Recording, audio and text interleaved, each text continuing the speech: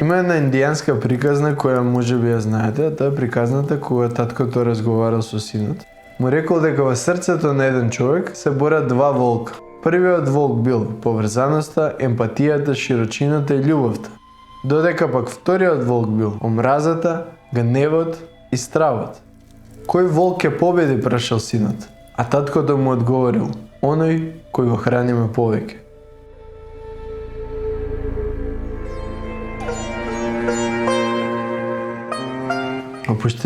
Пушти на све. Тон иде, камера иде. Здраво, пријатели! Добро дојавте во второто видео на овој канал. Во ова видео преку интересни случаи и настани ќе ви ја раскажам борбата која има во себе си кон мал, а веројатно си ја имал и ти. Остани до крај, ќе биде интересно видео. Пред да започнам со првото видео, сакам да ви се заблагодарам на вас, луѓето кои ме поддржавте со првото видео.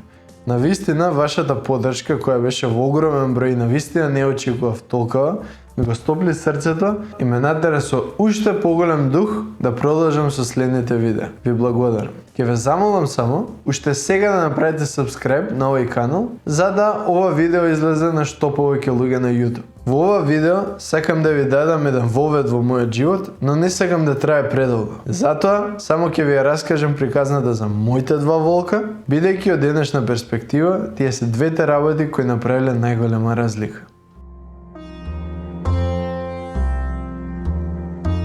Имало неколку случаи влијанија во мојот живот кои го хранеле првиот волк, а тоа се животните, природата и широчината. Бев мал некаде околу 7 години и заедно со татко ми во кола се враќавме од некаде. Беше вечер, а јас седев на задните седишта. Како што возеше татко ми, нагло закочи и одеднаш колата направи туп. Се изненадев многу и го прашав татко ми што се случи. Он се сврте и со речиси солзи во очите ми рече згазив мач. Тој момент ми остави толку силен впечаток од проста причина што татко ми беше символ за сила во животот. А го гледам него како со солзи на очите ми кажува дека згазил одредено животинче, кое за мене не значеше многу во тој момент. Денес, кога ќе се сетам, тоа е многу добар пример дека иако си силен, тоа не значи дека не можеш да бидеш и ранлив. На тема животни се и гугутките.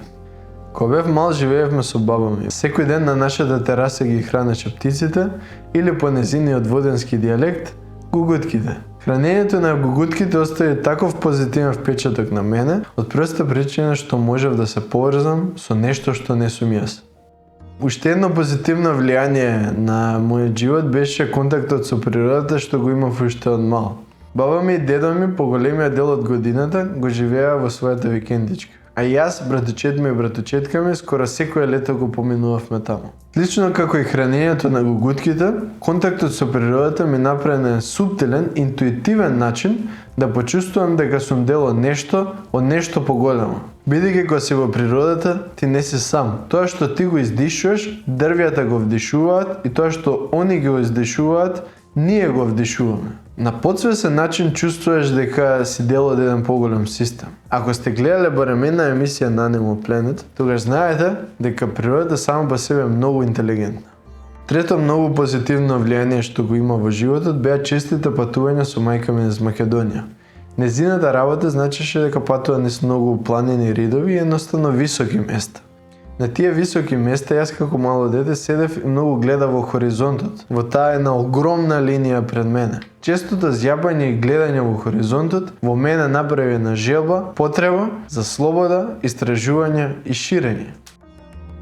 За овие три влијанија кои ги кажувам, не ми беше јасно кога бев мал, се до години подоцна, кога има време и енергија појасно да си го видам животот и да ги воочам тие моменти.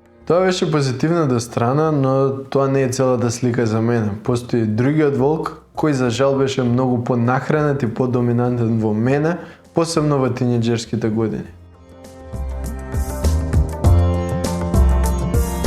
За вториот волк имаше влијание мајка ми. Ама пред да продолжам и погрешно да бидам сватен, морам да кажам нешто. Мајка ми е прекрасна мајка со која имаме добар однос до ден денеска. Сега гледам дека во процесот на моето растење и она растела иако нормално била поголема од мене. Така да ова што ќе кажам не треба биде сватено како мајка ми да е лоша мајка, напротив, она е многу добра мајка и многу сум среќен што заедно сме се развивале.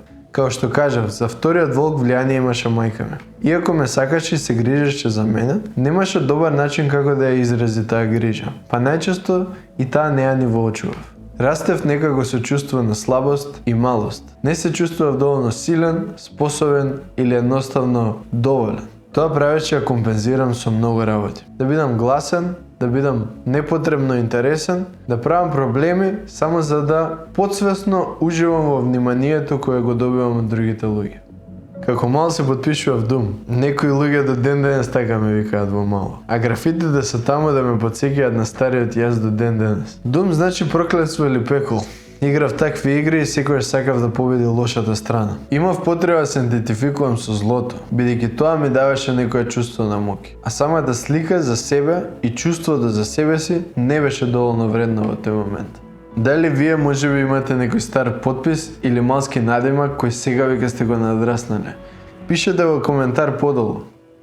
Во суштина ова што ви го раскажав е психолошката позадина на било кој човек кој има релативно негативно влијание во општеството. Тие луѓе некојаш ги нарекуваме криминалци, а некојаш се само обични луѓе кои се меѓу нас. Тоа се луѓе кои се уплашени. Навидум изгледаат силни и големи, а во реалноста тие само ја бранат малата и уплашена слика за себе си. Од таа причина е битно да имаме сочувство со тие луѓе кога ситуацијата тоа го дозволува, бидејќи казна заедно со сочувство е единствениот начин како тие може да се променат.